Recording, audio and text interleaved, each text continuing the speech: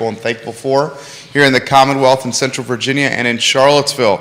Nikki Chambliss in the house today. Keith Smith, of course, in the house. We'll get rocking and rolling in a matter of moments here on the Monday Market Monitor. Give the show a like and a share anywhere you guys are watching. How are you guys feeling before we start the show? Fantastic. I'm excited. I got through a crazy last 2 weeks, and I'm really excited about going into this one and helping people, helping my agents, helping real estate, having some really good food on Thursday. Very nice. We're going to talk about that a little bit later on in the day on what inflation is impacting that. But yeah, Nice. We had a great weekend. Yona and I did our client appreciation weekend, gave away a bunch of pies. Judah grabbed one. Nice. Don't know if it made it on the way home. And got to feed Liza, which was fun. Liza got a couple extra bones, so Liza was all excited. But I'm just looking forward to Thanksgiving, man. This has been a great year to be thankful. Yeah, it has been a very good year, especially coming out of the pandemic. Everyone has a lot to be thankful for. Judah Wickower, we can rock and roll when you are ready.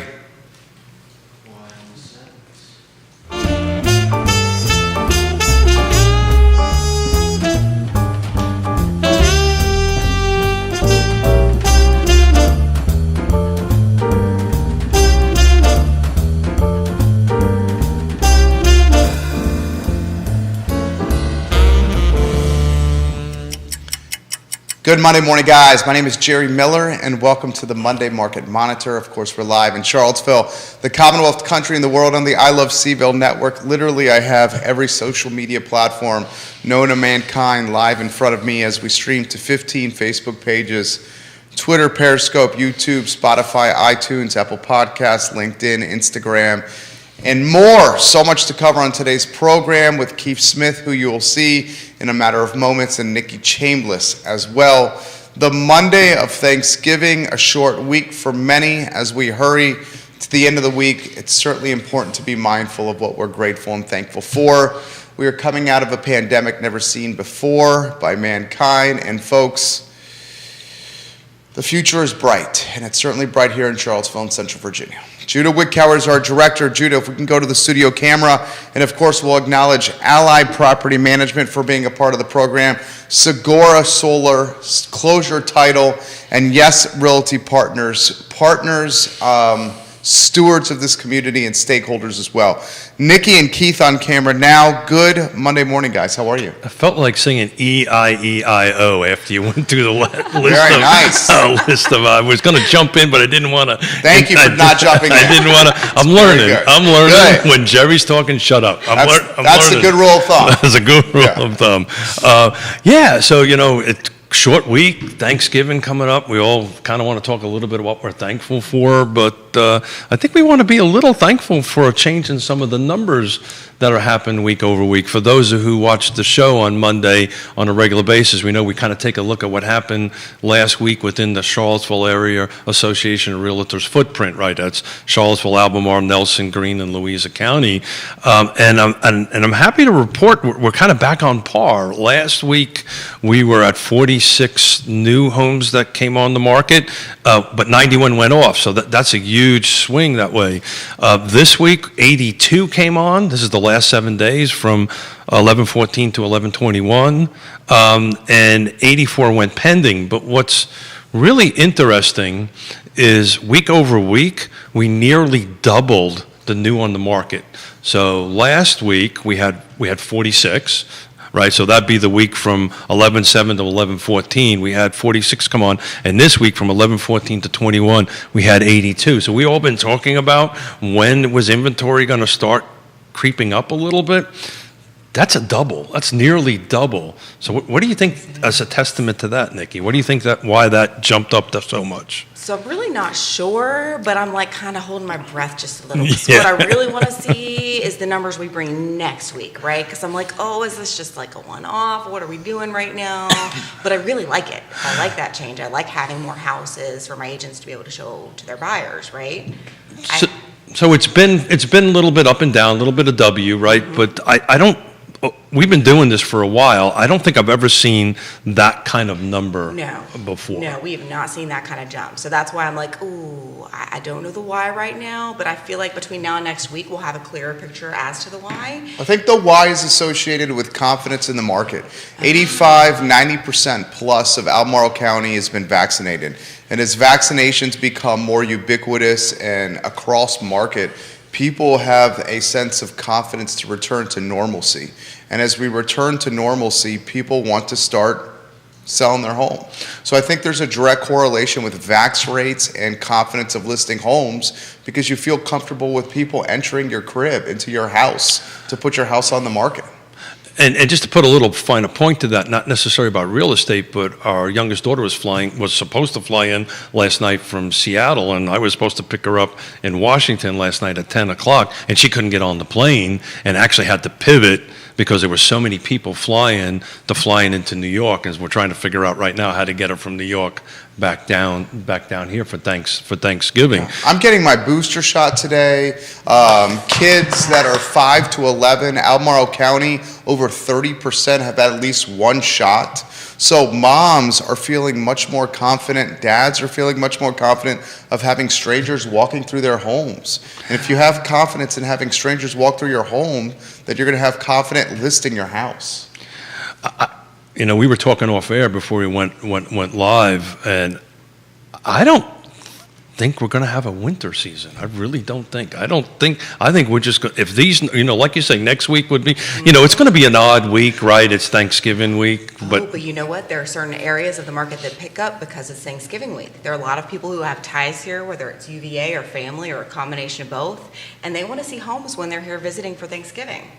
So we have a listing that we're bringing on over at Lake Monticello, and literally that was the conversation. Hurry up! They all of a sudden made a decision to put it on the market. Hurry up, get the photography done. Hurry up, get it done, because we want to put it in coming soon status before Thanksgiving, because all the families because people are traveling again, yes, they are. and they want to look at it. So.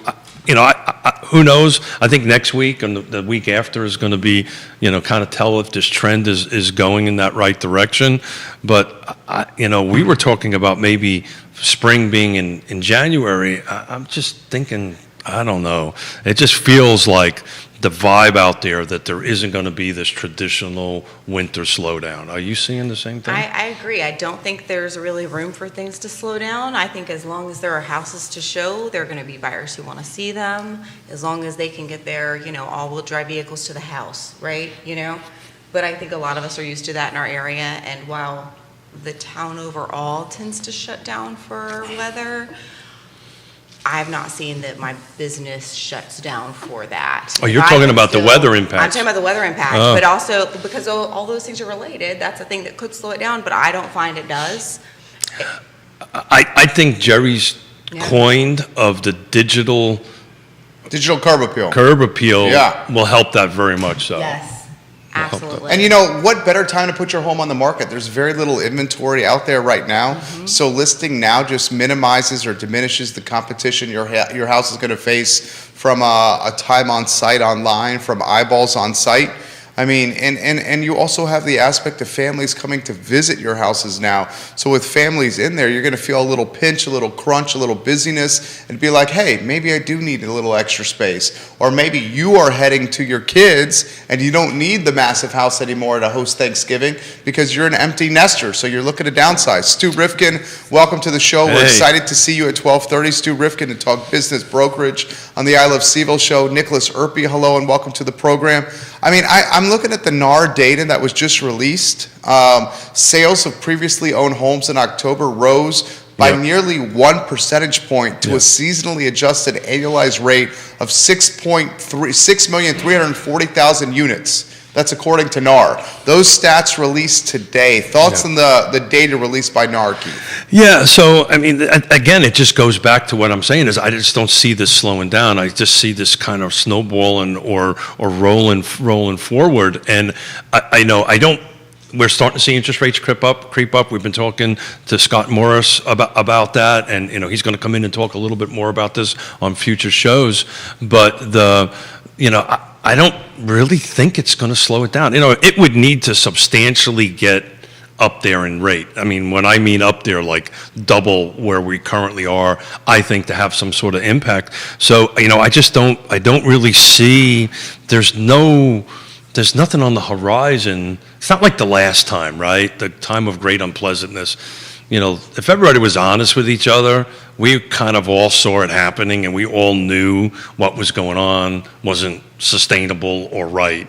But there's nothing out there that's indicating that vibe is out there, that, it's a little shady, right? The way people was able to get loans, maybe that's the wrong choice of words, but it was a little weird how that can happen. I don't really see that, but I think the real problem here, and we've been talking about this, is inventory. We had a client appreciation event this weekend, Yona and I, and one of our, I asked permission to talk about this, as he said I could, but not to use his name, is a dear friend of ours, former client of ours, that runs one of the largest building materials suppliers on the Eastern Seaboard. It's a rather large firm. And I was talking to him on the side. I pulled him over. I said, so how are we doing with prices? How is inflation going to impact his world and all this stuff? And he said, look, materials costs are kind of come down. Lumber has come back down. But I mean, it didn't take a fraction of a second. He says, but I can't hire people, right? I can't hire truck drivers. I can't hire people in the backs to sort materials out on that end of it. And then on the job side of it, you can't hire. There's nobody to hire. There's no electricians to hire. There's no plumbers to hire. And that's what he was worried about, on what impact that's going to have long term. He says, look, materials will kind of balance itself out. We all said it would. Right, and it is, but that second component, to me, that's the canary in the coal mine, right? And because if we can't change this new inventory issue, it's going to impact the existing inventory. So, I don't know what answers I have other than this was it just validated everything we've been talking about for quite some time. What do you think, Nikki? I think we need new houses to be built. And so that means we need people to fill these jobs. And I don't know what that's going to take, because they're not the only industry. They're not the only place suffering from not being able to find people who can work. I do think having vaccinations open up to our kids, if we can get our school system kind of back to a more norm, that will help. I don't know how much it will help directly that, but I do know that's a big factor as far as people working and being able to go do jobs. So to me, that'll be a small piece of that big puzzle. Lisa Sturdivant, the economist of Virginia Association of Realtors, released some data 38 minutes ago. I follow her very closely. October 2021 home sales report is out, and she characterized October as a little weird. She identified the Delta variant, inflation, and uptick in mortgage rates, and kids back to in-person schooling, leading to some surprising stats in October. Home sales down both year over year and month to month, but prices are still rising and homes continue to sell quickly. So sales of homes October 2021 versus 2020 down. That's in the state of Virginia. State of Virginia. And sales of homes October versus September also down. But homes moving quickly according to PhD Lisa Sturdivant. Well, again, she's agreed to come on the show. We're just trying to finagle a date and a time that she can physically come here to talk a little bit about this, because she normally does her crystal ball for 2022. Yeah. So we're trying to get our calendars all to match so she can come in and talk about that, because she's a pretty dynamic speaker, right? She's not your classic doctor of economics, right? She's pretty energizing in the way she speaks. But I think if you had her sitting here, she would tell you, the reason this slowdown isn't because the buyer pool is shrinking down. It's just the seller pool, right? The product is just kind of hovering there, and it's not really increasing in it. And I know we talk about this repetitively. I just don't know what the answer is to go, other than create more, what the answer is to move that needle forward on that end of it. But what I wanted to ask Nikki, So, your team member, what's your official title? Team leader. Team leader, thank you. So you're team leader for Keller Williams Alliance. So you team lead a lot of agents. So what is the water cooler conversation at your office about what we're talking about? Where is the water cooler conversation about what's happening? Besides more inventory. Yeah, Well, there you go. So a lot of it is, hey, if you're not running your business in such a way where your value add, what you're really giving to your clients, whether it's a buyer or a seller, is very clearly communicated and shown and consistent, you need to rethink. Either you're in the wrong business or you need to up your game. And we've talked about that on the show quite a few times. So that's a huge part of it. And it's also hey, let's take a step back and look, because you're doing this business. These are conversations I'm having even with my top 20% of agents, right? Where sometimes you get so in it, you've got to take a step back, have conversations with other people, hear what other people are doing, and just get some fresh ideas in your brain and get a new perspective of what other people are seeing and experiencing. Because while overall we're all seeing very similar things, there are differences. I spoke with one agent this morning who says, hey, you know what? The homes that my buyers are looking for are still flying off the shelves. Another agent I spoke to... What price point was that? Well, see, and I don't know, but it was actually part of that challenge was one of them is not somebody who has like a low limit for what they're looking for. What that particular agent is struggling with is they're working with quite a few out-of-town buyers who are coming to Charlottesville thinking it's a less expensive place to live. Ooh. And are having a really hard time wrapping their brains around the fact that, hey, you know what? Here are the comps. The comps back the value of the homes. It's not that there aren't comps out there. We can prove the value of these homes and that it's lasting and we're good right now. And so they're like, oh, but I thought I was moving. No, they shouldn't be this expensive here. And where are they coming from? Northeast. Okay. So it's interesting because for decades, primarily homes that I built were from the folks from the Northeast. And even in the 1980s and the 1990s, we would have this conversation about well, I didn't think it was that expensive. And this is all about education and setting expectations, and your clients having your agents having conversations with their clients to set expectation, or sending a few links or listening to Real Talk, because we talk about this all the time. Number one place to retirees to move in 2020. Excuse me, number two place to retire. Thank you for it. The chemistry went. Smith, you were wrong. The look. right. No, on that end of it. But let's face it. And Jerry can probably Google this. What's the second highest cost of living in the state of Virginia? Second highest cost of living is Northern Virginia. I actually put this on the I Love Seville network last week. We have 4 of the highest. In fact, I'll read verbatim from the I Love Seville network. The 3 wealthiest localities in the country are all in Virginia. That's exactly the U.S. right. Census Bureau ranks Loudoun County, Falls Church, and Fairfax County first, second, and third based on median household income. Arlington ranks 8th, Fairfax City 10th. That means 5 of the top 10 most affluent localities in the country, half are in Virginia. That's on I Love Seville Instagram, reading verbatim from it right now. And so what happens with that, right? How does that rubber band work, right? That rubber band moves us down to our particular region on that end of it. So, I think as far as coaching your agents go, I mean, they just need to have that conversation. Oh, no, they're having those conversations, but some people are never going to hear it.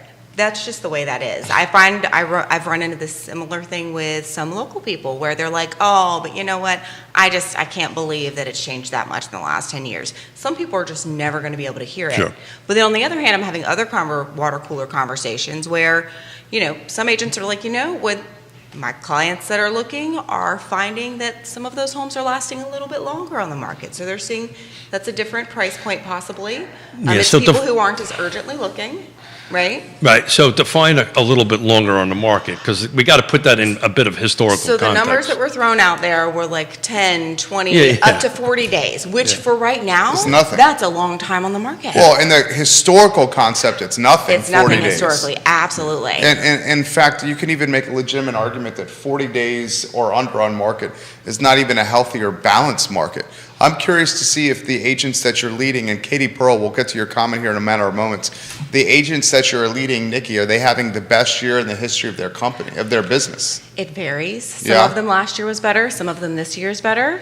But generally speaking, most of my very active agents, one of those two is true, right? And I'm waiting to see, for some of them, they're working on closing out the year, but this year has been very good for them. And it's that consistency and being on top of things and knowing the market and being able to communicate that well to their clients, Yeah. Mm-hmm. whether all of them are going to hear it or not. Knowing what you're doing in general is needed, but especially in a market that, if you look over the last 2 years, if you're not actively in this and you don't know your stuff, you are not qualified to speak on it. Well, here's the reality of it. You're going to get called out on it really fast, Yeah. right? I hope so. And do a show like Real Talk, and you'll figure it out very quickly. There you go. Well done. So, Yeah. but the point is, you're 100% right. People watch Real Talk. This iPhone I hold in my hand has made the buyer and seller pretty sophisticated, right? They understand what the market is, and they'll know pretty quickly if you're bringing your A game or not. Did Katie Pearl had a Yeah, Katie Pearl has this comment. I have a few buyer clients with an over $1 million price point, but what they want is so specific that the lack of inventory makes it feel like we are looking for a needle in a haystack. This has been my best year yet. I'm very, very grateful. Katie Pearl. More comments coming in on Twitter, some coming in on LinkedIn, some on YouTube and Spotify. I'll get to those in a matter of moments. Thoughts on Katie Pearl's comment? So it's funny, about 24 months ago, if we would have had this conversation, and assuming it was, the first comment I would have made is, well, Katie, has your client considered new construction? You can't even do new construction now at that number. Well, and let's cut to the chase. $1 million home now is not the same $1 million home it was even 4 or 5 years ago. And I know people are like, well, of course that's the case. It's been 4 or 5 years. No, really, look at the square feet that you're getting now for a brand new constructed $1 million home and a $1 million home for 4 or 5 years ago, and it's vastly different. And it's one of this conversation that we're just about ready to have is one of the reasons why I volunteer so much of my time to help affordable housing do this, because this delta, this separation is just getting wider and wider and wider. Well, and I'm finding that if they're in that case where it's so specific, they're having to make the decision of, what are we willing to give on, or are we willing to continue waiting? And is it worth continuing waiting as we're waiting to see what rates do eventually, right? At some point, they have to go up at least a little. They are going up. Right? And depending on how much of this someone is wanting to finance, a lot of people are very about using some cheap money, which it really is right now. But that means you have to have a house to buy. So congratulations, Katie Pearl. You've had your best year because you're a rock star. Congratulations. Yes, you are. Katie Pearl has been on Today y Mañana. We appreciate when you come on the I Love Seville Network, Katie Pearl. So where do you guys think it's going to go to start December? Where do you guys think it's going to go with January here? Are we going to see an uptick in inventory? Well, if what we just did week over week holds, the answer is yes. What do you think, Katie Pearl? Uptick in inventory. Stu Rifkin, what do you think? Dan Pettit, what do you think? Ray Cadell, what do you think? Neil Williamson, hello, what do you think? Marina, what do you think? Uptick in inventory, December and Q1. Well, and I will say right now, a lot of people they're getting the fact that there isn't a bad time to list their house. That's exactly What they right. are stuck with is where I'm gonna getting go some repairs next. done. Yeah. So, no, it's not even that. It's hey, we've got to get the house ready, which means doing a couple of things. But even getting small things done right now can be challenging if you don't have those resources. So speaking of that, so we had a leaky toilet. And if you were to take a look at my Class A license, I'm actually a master plumber. Ooh. And Jonas. And did you fix it? No, Yona hired somebody. but trust me. But the You're a hire. woman, though, because you're running around doing other things. Yeah. Well, she's a smart woman, period. That is true. Not so much in choice of men, but she's a smart woman. But we ended up having to hire because we were busy. You're 100% right, helping other people and all this kind of great stuff. But we had to hire a handyman, and it took me a couple of weeks to get somebody to come in and just change out the guts and change the valve. I got a guy that can come within 24 hours. You got a guy? I got a guy. You got a guy. We do a lot of. I got a guy, too, I'm just saying. got He a guy. does a I like my guy. lot of plumbing work here in the Macklin building. He's happy to come over to your place tomorrow if you'd like. Well, I just got let me know if you need a reference. I need a reference. Happy to help. I got a guy. Dan Pettit, welcome to the program. He wants to know what costumes we're going to be wearing. For tomorrow, Yeah. you have Is it to going to be watch. Turkey and Robin tomorrow? You have to watch. I've bought something that I am not even going to share with Mr. Miller, and Ooh. we'll find out tomorrow.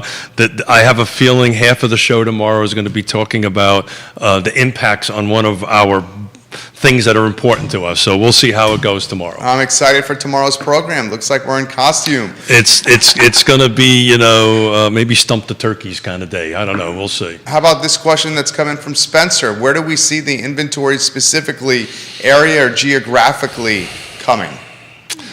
So we're talking new inventory or just general inventory? General inventory. General inventory. Yeah, Hello, Aaron King. We've talked about this all the time. It's the 5 things: location, price, features, conditions, and timing on that end of it. And you just need to kind of stay on top of it. It really depends on the price point.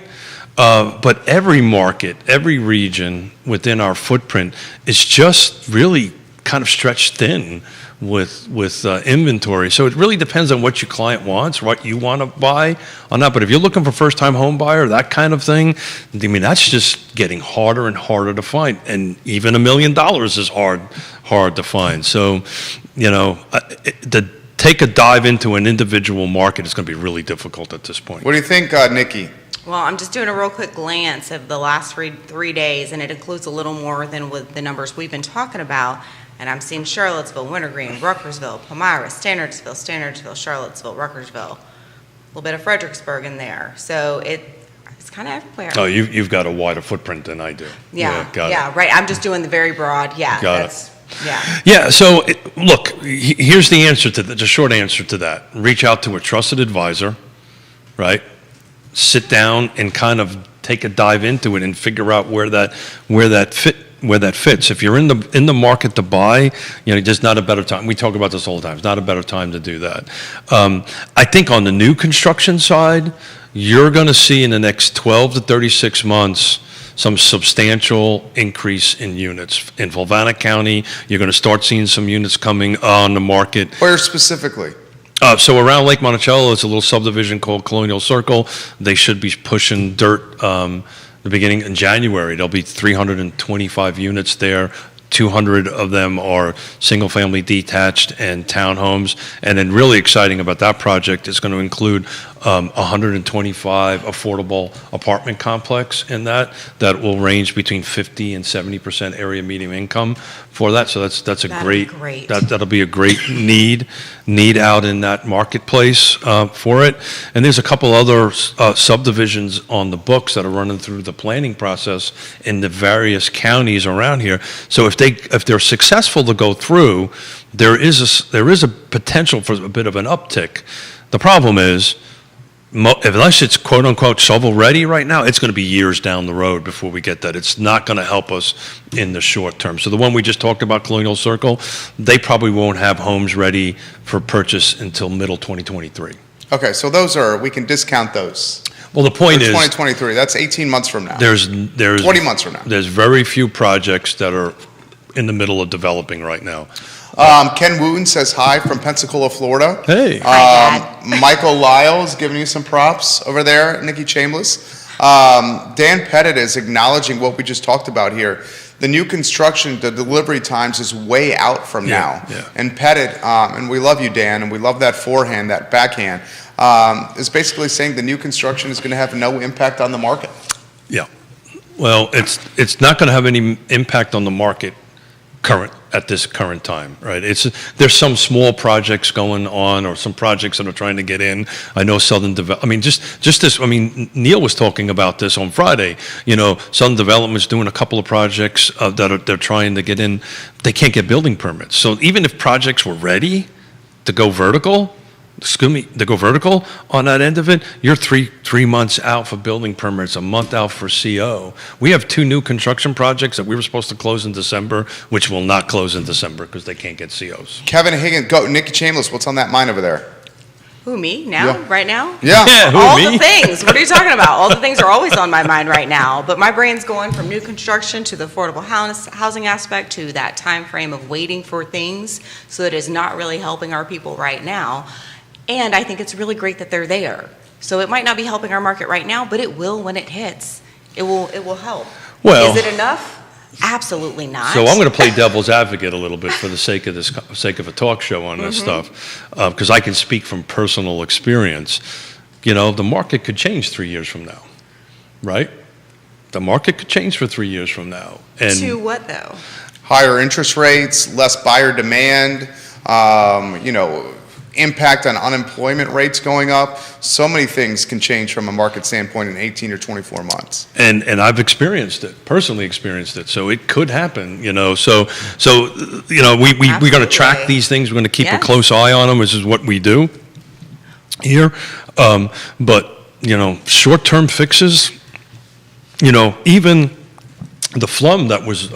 What's it, FLAM? FLUM, Future was- Land Use Map. At Charlottesville, that was, the comprehensive plan was approved, is also 12, 24 months, 36 months down before it has any impact on the city of Charlottesville. So, unless rates go insanely high, which, Yellen is saying that's probably not going to happen. The market is saying it's probably not going to happen.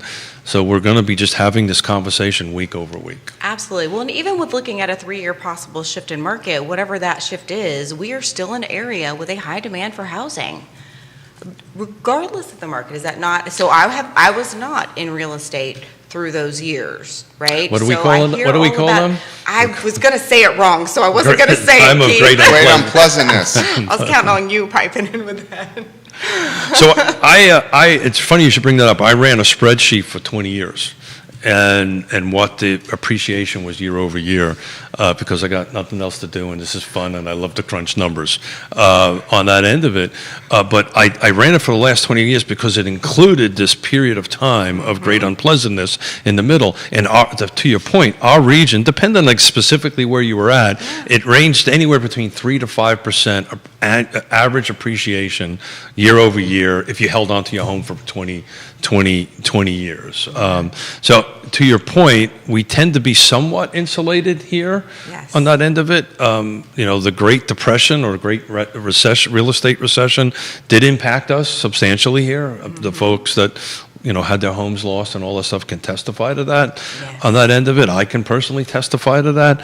But globally within the region, we did not. If you held on to your home for a long enough period of time, you will always do well. Kevin Higgins, what are your thoughts on expanding inventory of tiny homes in Charlottesville or Albemarle surrounding localities? Is there a need out there for tiny homes? Yes, and more yes, and I agree 100% yes. Actually just got a text this morning from Casey, and she's in Detroit, Cassidy, in Detroit doing tiny homes. Yeah, I think I think you're talking about Gwendolyn. Gwendolyn Cassidy. Thank Yeah. you. Yeah. By the way, it's her birthday today. It is. Sure, happy birthday. It is. Yeah, She's so watching the show. thank you. Apologize for the name mix-up Yeah. on that end of it. I can't even get my kids right, so they'll understand. Yell some name, they'll answer. But it will help. It will help. It will impact it. But you have to have the regulatory environment there to allow it to happen, right? And that's what we're missing. That's I what- think that's- so many of us are here for this conversation and here for it being a reality, and yet we're not there yet. That's my understanding. The interesting factoid about tiny homes is, while the square feet is considerably smaller than traditional single-family detached, Costs more to build. the cost of construction is just as high Yeah. as single-family detached. Actually, in some cases, higher. So while you can get potentially more dense amount of homes, a larger Yeah. amount of rooftops, it's not going to make it any more affordable. Yeah, absolutely right. And I'm part of a national cohort that's actually working on this, and that is the ceiling we always hit, right? Is the cost per square foot is actually higher than if you were to build an 1,800 square foot house or a 2,000 square foot house, because It takes a sophisticated builder to build one of those. Well, and also that, heating and cooling is still heating and cooling. Kitchen is still a kitchen. The Electrical. Exactly right. The big ticket items, as you get larger in square footage, right, then your per square foot drops down. You get smaller in square footage, your per square foot goes up. And the only way to really offset that is with subsidies.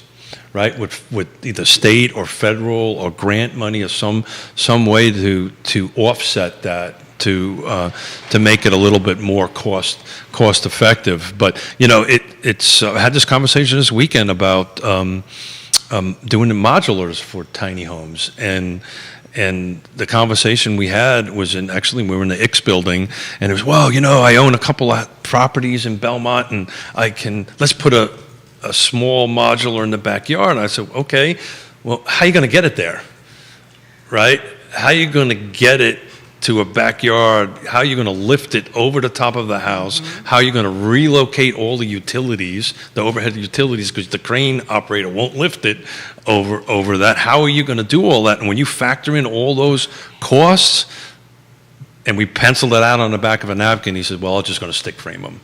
Yeah. Yes. Yeah, and I don't think I had a conversation before about those fixed cost aspects of, it doesn't matter what size the house is, an HVAC is an HVAC, and yeah, you mightn't be able to do one of the lower end models, but it's still not an inexpensive item. So if you do like a 1.5 ton unit versus a 3 ton unit, they're almost identically the same price. Katie's got a question. In terms of inventory that's upcoming, I have 2 listings in the outlying counties, Rockingham and then one at the lake. Any updates on the development that's supposed to be up and coming in Greene County next to the sheets off Route 29? Chambliss. Oh, I'm passing this one to Keith for a minute. So I have an update on that. Yeah, so why don't you take it, because I don't want to, Right, there's a couple Jerry. going on, I don't want to pick the wrong one. That's the sheets next to Route 29. Neil Williamson taught us about this when he came on this program. So that piece of property was recently sold for a handful of millions of dollars, and right now it's in the planning stages of development. So I think that also is a ways away, Katie Pearl, from becoming a reality. Frankly speaking, if you're looking for new construction to come to market, Stanley Martin's pretty much sold out in the back of Glenmore off of Carroll Creek. You may have some Breezy Hill on market at the tail end of next year, but I don't think that's going to be a reality. That's a 2023. That's a 2023 as well. New construction is just not going to be a realistic solution to solving this affordability issue for a couple years from now. Because of the red tape and what needs to be turned to Yeah, green everything's tape. behind. Everything's behind on all that stuff. And Neil, if he's watching, can probably chime in. I believe the project we're referring to got shot down, did not pass.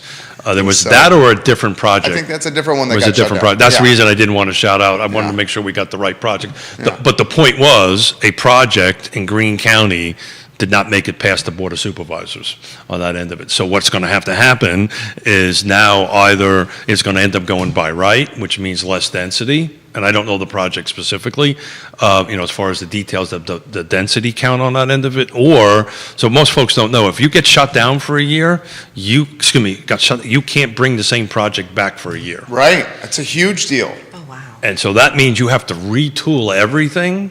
You have to redo everything and renew the application, redo the layout, redo the density, redo everything in order to submit a new application. Otherwise, it sits. You can't submit the same application for 1 year. So you go through all this work, you go through all this issue to get through that. You get shot down at the Board of Supervisors, and you can't come back for another year. This has come in. Last week, the conversation that was addressed were people moving out of the city of Charlottesville and moving to other close-in areas with the new comprehensive plan approved. Had to leave your talk early. Will this actually happen with some people? And he also agrees that with my statement that HOA neighborhoods in the urban ring are going to boom in value. Thoughts on that topic, guys? And then we'll get to the ones coming in on Twitter here. You want to tackle that? Well, so I wasn't part of that conversation last week, and I missed that show. So Fill me in. So the question is, Jerry's position is that with the new comprehensive plan in Charlottesville and the projected new density coming up is going to force a growth of buyers coming into existing HOAs. Okay. Did I get that right? Kind of. So the zoning in the city of Charlottesville is now going to be more opportunistic. which means that you have more opportunity to create density on land in the city of Charlottesville. A piece of property that's otherwise been zoned for R1 single-family detached now has the option to include added rooftops. Duplex, triplex, quadplex, That's exactly granny right. cottage, basement, in-law suite, whatever it may be. So the crystal ball prediction is that people that are fearful of density and the impact it could have on quality of life are going to then prioritize HOA neighborhoods because bylaws and governing documents supersede government upzoning changes. So the short answer is Oh, people are going to yeah. move out of the city into HOAs. I mean, there are people who that is a number one concern for them, and I don't see why not. And the reality is that's a really good opportunity for them to sell that property to people who would love to use it and be opportunistic about this. I know there are plenty of buyers that I have helped who would have bought more homes faster if not for those zoning regulations. So this is an opportunity for, while people might be cranky about it, it will feel like a win-win to them because they'll move into that HOA neighborhood that they really want to be in, that has all the rules. The other person, somebody's investor client, is going to be able to swipe up some homes, or just people who want to be in the city and are fine with higher density. Well, I think you're going to see There's a some great opportunity deep-pocketed there. individuals sell their properties in the city of Charlottesville, cash in, and then move to HOA neighborhoods in Albemarle County in the urban ring. That's and this is going to assuming- cause gentrification to happen. You wait and see. That's already there, though. yeah, Well, it's just expedite it. it's going to expedite make it worse. Yeah. That's a huge part of our Here's the history. flip side to that. That's assuming there's something for them to buy, right? Because the people that are in the HOA are going to buy and hold, right? So they're not going to be able to move into something because if you're living in an HOA or I'm living in an HOA, I'm just not I going do live in an HOA. And we Thank ju- you, Dan. This and is we're a great just- explanation, Jerry. We're not going to make the move forward out of it. So We it's all three it's going live in to HOA. it's going to put a excuse me. We all three live in an HOA, don't we? I'm just Yes. thinking, yeah. We do. Well, Mine is very mild, however. Mine is HOA strong. and, and yeah. Yeah, yours is, definitely. Definitely, definitely. But it's the second largest HOA in the state of Virginia. Not surprised. But to play off of what Jerry said a little bit further, which was to me one of the most important statements he made, was that if you are in an HOA in Charlottesville, whatever this comprehensive plan is doing, whatever this rezoning happens, which is way down the road on that end of it, it won't impact you because your covenants and restrictions and your HOA supersedes everything else will do that. So it'll definitely make the city's HOAs grow for sure. I think as you go a little further out, I think it might do the same thing, but I think that's market is exploding anyway. Old Trail, for instance, and so Yes. forth and so on. But it's interesting how it will be played out, particularly in the city, if any new projects come up with HOAs and how that is actually going to get played out. Well, there's going to be few neighborhood developments in the city that are HOA. I can't think of a new development in the city of Charlottesville that's going to be HOA. It might be more of a condo situation. So if you go vertical, you can end up doing a condo. So how is that going to impact everything? So it's going to be an Yeah, but interesting. the density, the upzoning in the comp plan is not going to apply to condos. It's only going to apply to R1 single-family detached property. I know Because you that. can't further make dense a condo complex. So let's play that out a little bit, right? Yeah. So you own a piece of property in Belmont.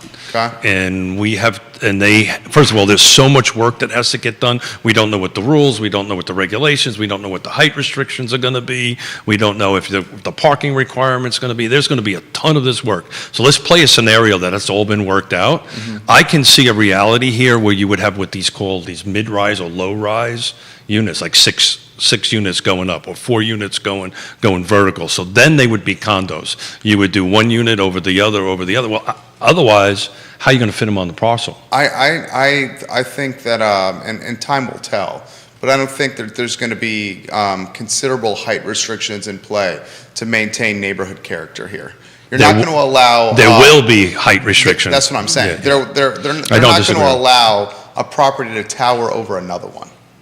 Because that's going to diminish the value of the property next door. You So- cannot do that. So then that goes back to my argument that we were making the other day with Neil. How much is this really going to impact? How many units are we really going to produce in a 10 square miles of area? And I think it's going to have a big impact. I think it's going to have a big impact. For you to be able to, and I've been on record saying this all year long, I think the impact is going to be felt with people that have resources. And someone that has resources that can pivot his or her property into an investment of a duplex, triplex, or quadplex, they're going to do that. I don't think it's going to have the affordability impact of driving the affordability index down like livable Charlottesville saying. Yeah, it'll only happen if there's substantial subsidies from states, local, and federal. It's the only way it's going to work on that stuff of it. But the question I was asking you, Jerry, was about density. How many more units is this really going to produce? And we're going to be doing this together for a very long time. I think 3 years from now, 4 years from now, we're having this conversation. I'd love to see what that actual number is going to be. I don't think it's in the tens of thousands like everybody's saying it's going to be. Oh, I don't. Do you think people are, who's saying tens of thousands? Some people that are opposing this are saying there's going to be tens of thousands of new people in the city of Charlottesville. Just read some of the opposition stuff that's into that. I think that's a scare tactic you leverage to try to change policy. But they're still saying it, and they're still saying it publicly on that end of it. I think we're in the tens of thousands when there's only 49,000 people in our community just doesn't make common sense. I'm not that smart, but that's a huge percentage amount. That's like saying that the population is going to increase by 50%. That's exactly. And that's not going to happen. That's not going to happen. So this is more of a There's 49,000 people in Charlottesville. Yeah, this is more of a 1 to 5% increase, somewhere in that range. Is probably what you're going to end up seeing. What do you think, Nick? Let's get Nikki in the mix. What do you think? Sorry, Nikki. See, my brain goes to the small specific things versus the bigger picture so much faster. So my brain is thinking, this helps for a lot of the people who live in these areas who really would love to treat their home like an R2. They've got a full basement. It's set up to be an independent basement, but they're not willing to take the risk of being like under the radar and following the rules. Some of those people are going to have a lot more opportunity to have their house hacking set up, right? They can live upstairs and they can have somebody rent the downstairs, which alleviates their financial burden and allows someone else to have what would fall into the category of lower cost housing. Okay, what are your thoughts on that? No, you go first. I think we're going to say the same thing here. You go, you say it. Well, first of all, I think, here's the question I have for the viewers and listeners. If you have a basement and you have the opportunity to rent that basement, because it has an exit or a door that you can get out of the basement. How many people are not renting that basement because they don't have locality approval? Or how many are saying, I'm not going to ask for permission, I'm just going to ask for forgiveness later? I would bet the majority of people are renting that basement right now. There are a huge percentage of people that are doing that but now. There are most people don't care about that. I get that and I hear you, but when I'm working with investors directly, they factor that in. I haven't had anyone be, hey, I don't care, I'm not going to do that. They've actually all cared because to them it's not worth the risk. Because technically by law in the city of Charlottesville, an investor cannot rent his house to 6 UVA students at one time. And it's still being done right now. And no one is busting balls about that. Like, we all realize that's watching the show right now. Someone who owns a home on 14th Street that has 5 bedrooms, they technically cannot rent it to 5 UVA students.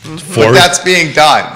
No, they're renting it to 6 or 7. Yeah. And I know that. No one's busting balls about that. And I just know this because when my daughter was living in Charlottesville and my now son-in-law was going through med school, I was like, well, hold it. This is illegal. You can't do this. Shut up, Dad. Shut up, Dad. Right. I need a place to live. Shut up, Dad. No. So that's not where I was going to go. But you're half of what I was thinking. So on the other half. On the other half, the other half of it now becomes, and we've been talking about this regulatory. There's a portion of this regulatory requirements. Nobody's talking about this, and it's the building codes, right? And we're talking firewalls.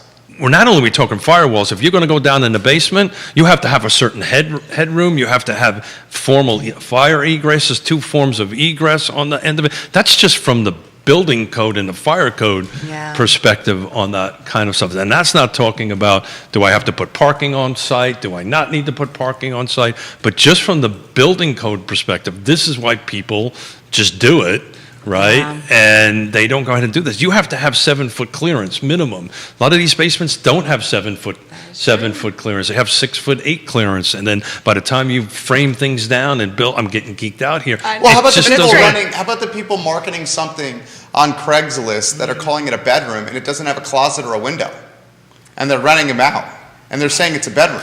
I mean, it's not a bedroom, but they're still calling it a bedroom. State- And they're still collecting $600 a month rent. State code says it's got to have a form of egress. If you don't have a form of egress, it is not a. It's not a bedroom, but it's people are not still doing it. Absolutely, and people are putting 8 people in a 4-bedroom Yeah. house.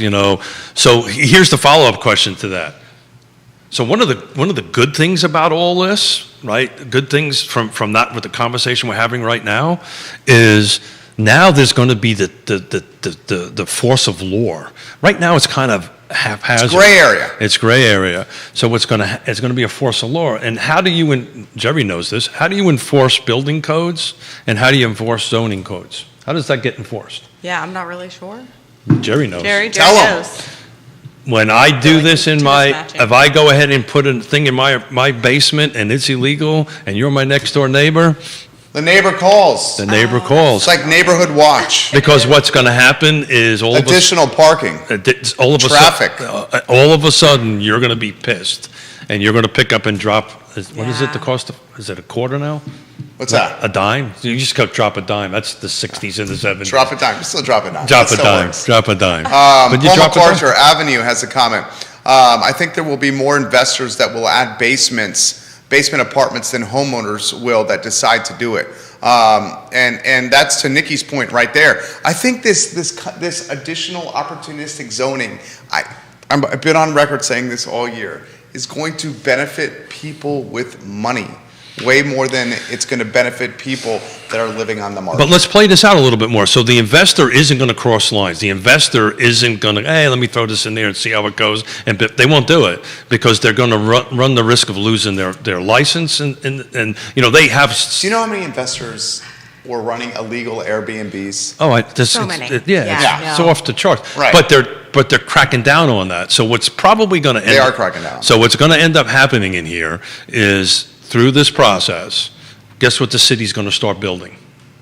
I mean, the city almost needs got a it. housing police. That's exactly what they're going to do. They're going to build a component of an enforcement component on it. They actually have that now. They actually have a zoning officer that actually. Is that neighborhood development services? That's exactly right. Yeah. Now again, there's only one person. Yeah. Right. And last All guy the took the properties. job and never showed up and left and went to Powhatan.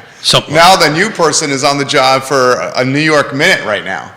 Well, Well, here's at the least other we're side past of the that, minute. though. We're past We the are minute. past Come the- on. We are past the minute. Yay, Charlottesville. Good call, Bar was Keith. really That's low, true. But hey, we have a new bar. I'm trying to set. get better at this. But what'll happen is there'll be a budget item. They'll come in and do this. The building permits and all this stuff will increase substantially. They will hire zoning police, building inspector police, How is that going to work? Is that going to mean people are going by That's in exactly the city and knocking on your door Well, no. and saying, let me see your house? Jerry, how do It's you like the Gestapo. So yeah, well, don't go there. So how do you know driving around? Well, additional cars. There you go. Yeah, it's the additional cars. There you go.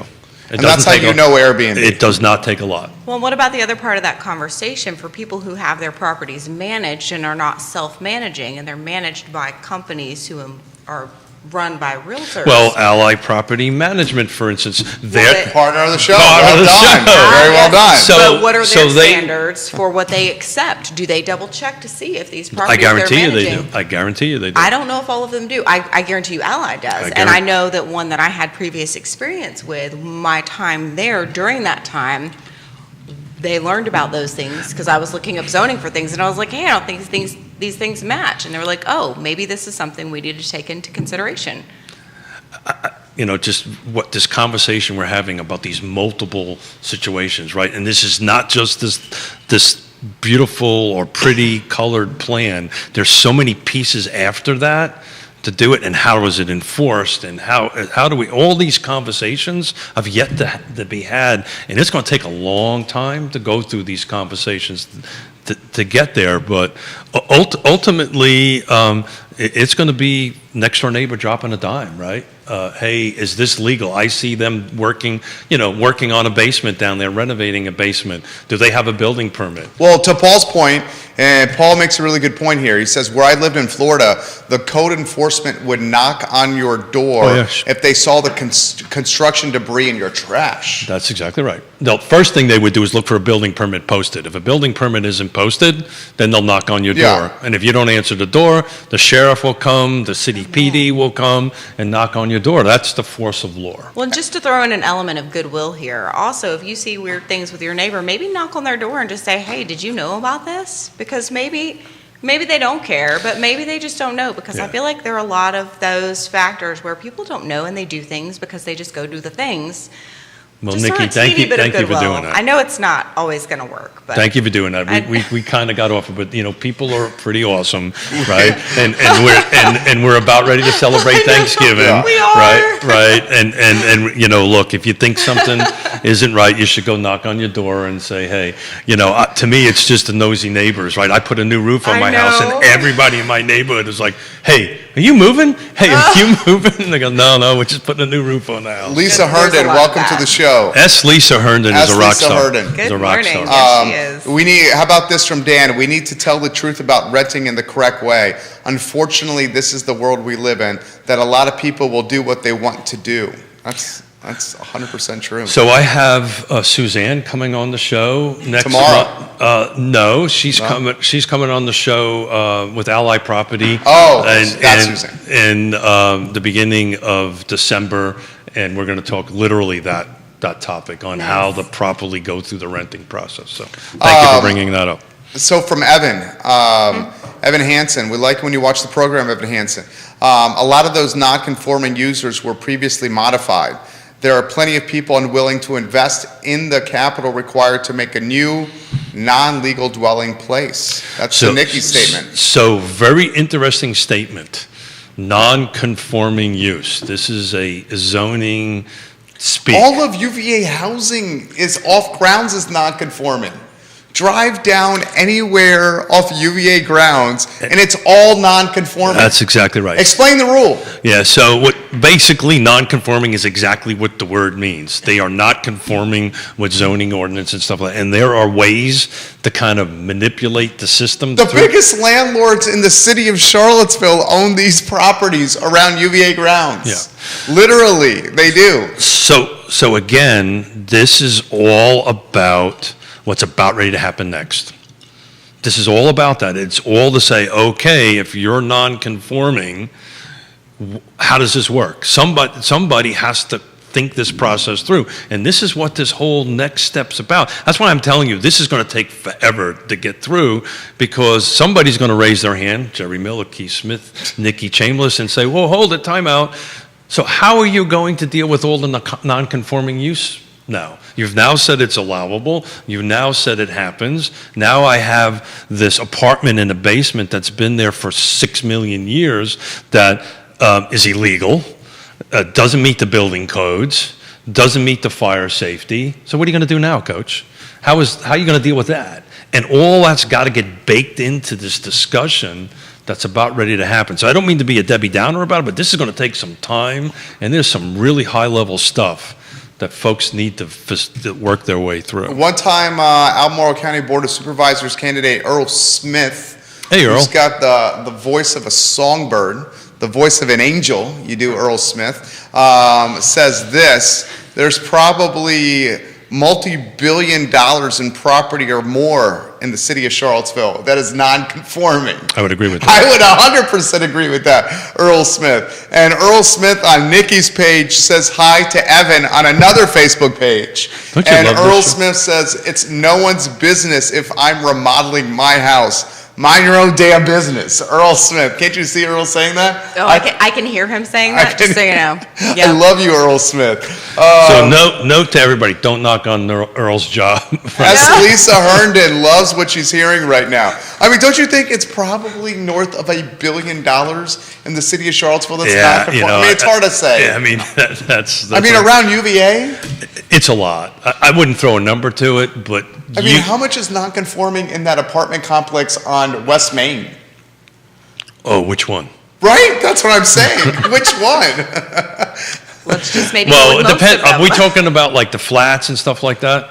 Well, those got permitted. Those are completely Okay. conforming? They are completely Okay, conforming. okay, Yeah. They okay. went through the whole rezoning process and stuff like that. But you go a couple blocks deep into that, and it's not. And it's interesting how they're going to vet through this, because some of this stuff is going to be grandfathered in, right? And when is that date? Or there is one, or there isn't one. Fresh out of college, I lived in a home on Little Graves in Belmont. It was me and 3 buddies, 4 of us, and in an 800 square foot home in Little Graves. And none of us were related. We were all renting separate rooms. And one dude climbed a rope ladder into the attic and lived in the attic. Literally lived in the attic. And was happy to get it. And was happy to get it. Yeah. Because it was like $275 a month. He asked for the rope ladder in the attic. Right. And that was property, it was managed by a property management company. So I'll go one even better than that. The house that was non-conforming use that Yvonne and Houston rented, there was a dude that slept on a hammock underneath a deck that was covered from rain. And rented it. Yeah, I know. That's worse than mine. And how much did he pay for the hammock? You know, they Probably wouldn't, a couple hundred. they wouldn't tell me. Yeah. But you know, I was just like, I just shook my head and walked out and said, I don't want to know nothing. I don't know. Hey, I just want to give a shout out to S. Lisa Herndon. Love She's her, watching. Love her to death. You know, she's active in the DEI for NAR, right? I think she's just on a committee for it. So that's the go with DEI. I get it right here for Yes. diversity, equity, and inclusion. Look at that, Smith. You did Nicely it. done. Oh, yeah, look at Put that, an huh? article out. Yeah, but anyway, shout out to her. I love conversations with her, and she always has a ton of great information to Which share. is highly involved, because she's also on the CAR board of directors, She- about to step into which is it? President? Incoming president, I Okay, think. yeah, I think But Lisa so. will correct me because I'm Yes. probably wrong. Is that accurate? But huge kudos, like, I think it's incoming, right? I think Pam is. Yes, I Pam think it's Dent is- it's yep. incoming, which will be So- awesome. So she'll be president in 2023. stepping up at high levels in very many arenas. We need to get be her able on to the make a show. difference. Lisa, we need to get you on the show. Yeah. Well, she's busy solving the world's problems, you know? Really? She has doing some rock star stuff. The UVA, how about this statement from Earl? UVA does not pay property taxes on most of the property it's on. Interesting. It does not pay property tax on property owned by UVA. It does pay property tax on owned by the foundation. And a huge chunk of their property is actually owned by the foundation. Yeah, so that's a big point of clarification. That's a huge point. And oh, by the way, most of the property owns is not in the city of Charlottesville. Yeah, well, and UVA is in Albemarle County. UVA. A lot of people don't realize that. Most of UVA is in Albemarle County, not That's the city of nuts if Charlottesville. you think about that. Yeah. How about this statement from Paul, that the additional property is going to drive more revenue for the wealthy, but the poor person gets an additional housing option? Yeah, so it's a matter of how it's all structured, right? And how the city sets this up and what the initiatives are or the incentives are to help this affordable housing thing context. Do they give tax breaks to the property owner if they, like they did out in Portland and Seattle, so that you know there's an incentive to go ahead and do this? Because there's going to have to be some offset, right, on the cost of construction and so forth and so on to get there. And it involves, the city just can't wave a magic wand and say, we want affordable housing and here's the rules. They're going to have to, it's a contact sport. They're going to have to be in the trenches with us. What's the, people are asking of the code of the basement apartment, size of windows, closet doors? You want to throw So that too? you want me to scratch off my Class Your A Class license? A. Yeah, so the window has to be unobscured of roughly 5 square feet. Because the person has to be able to get out in case That's of exactly a right. fire. It can't be so many inches off the floor. Man, I'm scratching off some really old builder thing. I think it's like 30 inches or 18 inches. It can't be between 18 and 30 inches off the floor. The unobstructed ability to get through it has to be 5 square feet. So that's why you see in a lot of homes you have these tilt out windows, right? So you can tilt out both windows. As long as you can take it out without needing tools, then that meets it. And if it's in a basement, it has to have, and it has a well around it, you have to have set of stairs going out. It's a tremendous amount of requirements to go, which is all good stuff, right? This is all about saving lives. Yes. To go ahead and do it, yeah. But it's around that, or you have a door, right? Go ahead. Oh, I was gonna say, and this speaks to Earl. I'm not trying to call you out or anything, but it's not hard to do. The whole stay out of my business. The whole point of being in the business isn't just for meddling. Not that that doesn't happen, but it's for things like safety, so people don't get trapped in a basement in whatever situation that would be really screwy and horrible and potentially have people die, right? Well, I can assure you, nosy neighbors will always come knocking on your door. Yeah. I literally. No matter where you live. I just the roof, right? I did a new roof because we're going with Segura Solar is putting solar on our house. How many realtors hit you up? Well, Not enough of them? They pretty much know that. Yeah. Yeah, they hope that he's going to list his own home. Well, that's true. I guess. Isn't that what you were going to say there? I'm pretty sure we're gonna. Like that, but I guess I hope you don't outsource listing your house. Well, I don't know. Yona might not trust me, so who knows? I was like, what the hell are you You don't talking have about? time for that, Keith. I don't. Have one of your agents do it. Yes, ma'am. Thank you very much.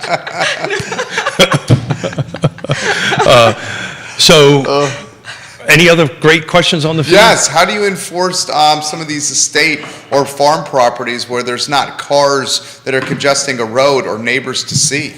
That's a good question. Yeah, you don't. So first of all, they still have nosy neighbors. Yeah. I'm just putting that out there. Yeah. It's just not as bad or condensed. Yeah. Well, you're speaking from yourself? I'm speaking from having lived in multiple rural areas in multiple states. You still have nosy neighbors, no matter how much acreage you have and how far apart you are. The Airbnb portion of it actually is super easy to enforce because all somebody has to do is look at Airbnb. Yeah. That's how they started busting the balls on the Airbnb. Because they were putting the evidence online. That's how you enforce it. You know, if I got 100 acres somewhere and I put an Airbnb on the back of it or an ADU or something, but that implies, we're talking Albemarle County rural areas, that they would actually adopt this. So we're just talking about the city at the moment. A little fact that most folks don't know, Fluvanna County actually has on the books forever an auxiliary dwelling unit. You can, in Fluvanna County, put an auxiliary dwelling unit, and it does not have to be related in Fluvanna County. Back to the HOA thing, but if I want to do it in Lake Monticello, I must be related because of the HOA and the covenants and restrictions supersedes what the county says. So do you think they're going to blow up the HOAs, Nikki? Even more so than they are now? I think there's potential for that. Yeah. Yeah. I think what will be really interesting for all of us to look at 5 years from now, 10 years from now, is the true impact this is going to have? Well, it's like anything. You don't really know until it's over, right? Will EVs really have, electric vehicles really have an impact, or will it not? So we're just spitballing and crystal balling it. What I was going to get at was, so will Albemarle County go here? Will Greene County go here? Will Nelson go here? Will what Charlottesville's doing spider its way I think it will.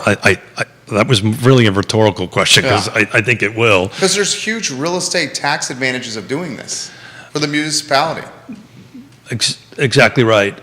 But what I was and retail and food and beverage. So what I was trying to get to, so now we're out in the surrounding counties. Now we're doing a new development. It's going to be a PUD or whatever it is, and now we have I have to my coverage and restrictions. So everybody understands how this works. If I do a subdivision, let's assume this all happens in the city of Charlottesville. It's all done. All the rules are all done, and let's assume we find land that you actually can do a subdivision on, right? Let's assume that. How's that? Now my covenants and restrictions must comply with the law, the current zoning ordinances.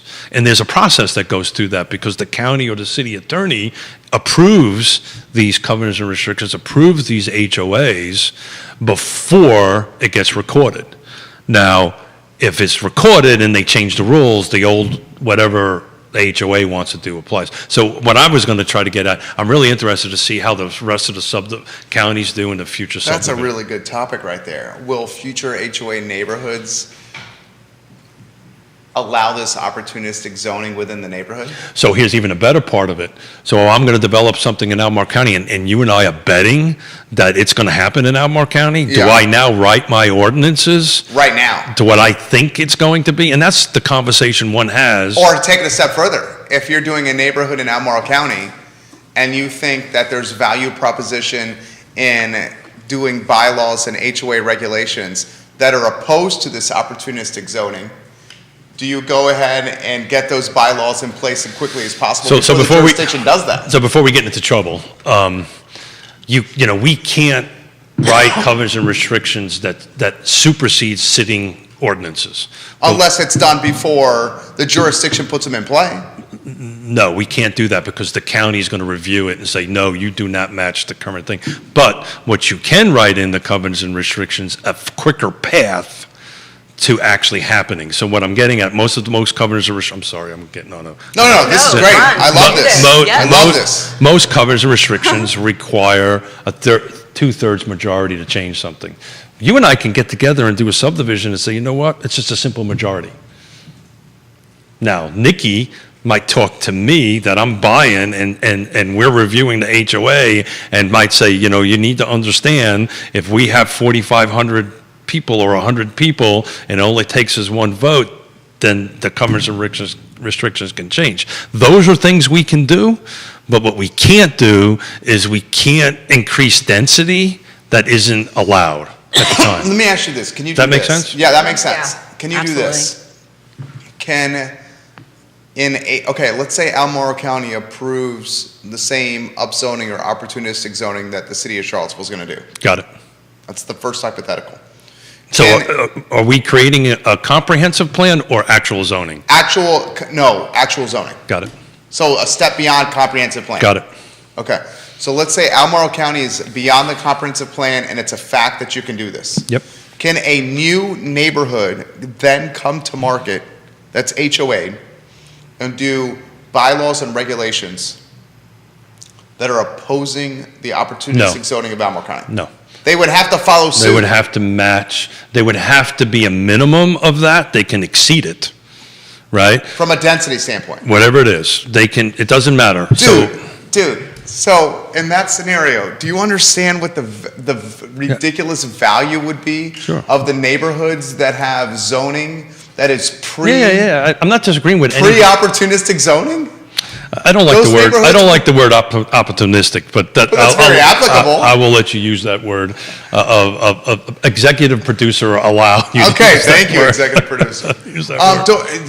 The value of those neighborhoods that do not have the opportunistic zoning will be through the roof. Yeah, of course. Yeah. But this is historically. This has happened all the time, right? Their zoning ordinances change. They have been changing over time, and I'll tell you. Consider that. I will tell you. Well, I'm going to make it even worse than that. I will tell you. I've seen in other. Do you guys hear what we're talking about here? I'm sorry. This There's is people humongous. watching. This is a big deal. Take it a step further. So a step further would be, Fluvanna County, at some point, changed its A1, which was their version of single family, and they added a thing called cluster developments to it. So right now in the county of Fluvanna County, and other counties have the same thing, I'm just going to speak to one that I know intimately. If you and I were to say, hey, we're going to put a 100-acre subdivision together, and it's in the growth area, yada, yada, yada, yada, and we want to go for a rezoning and we feel we can't get it, I could just take that 100 acres and cut it up into what's called a cluster development and potentially put 75 to 100 homes in there.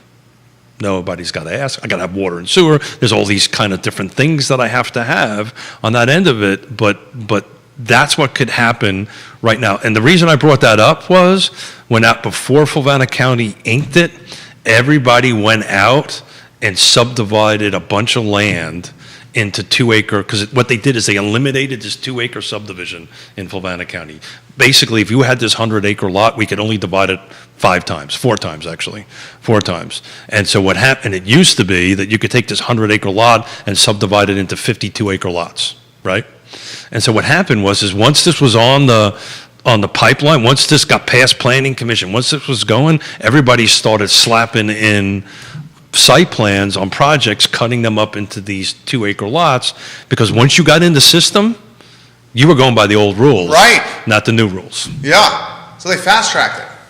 No. Once I made an application, that was it. And tomorrow, if I made an application today for a subdivision, and tomorrow they change the rules, once that application is accepted, I go by the old rules, not the new rules. Does that make sense? Yeah.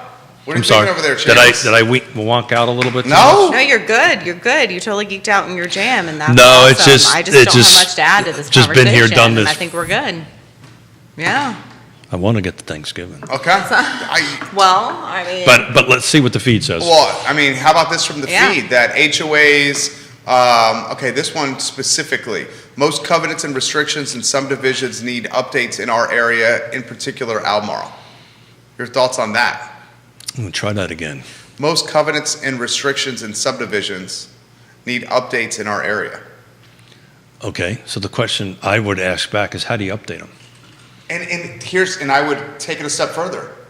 How do you update them without doing a disservice to the property owners in that neighborhood that bought in that neighborhood because of those restrictions? That's absolutely right. You could Because you approve them before you buy. correct, but you also, so that, and Nikki will jump in because this is something you know very well.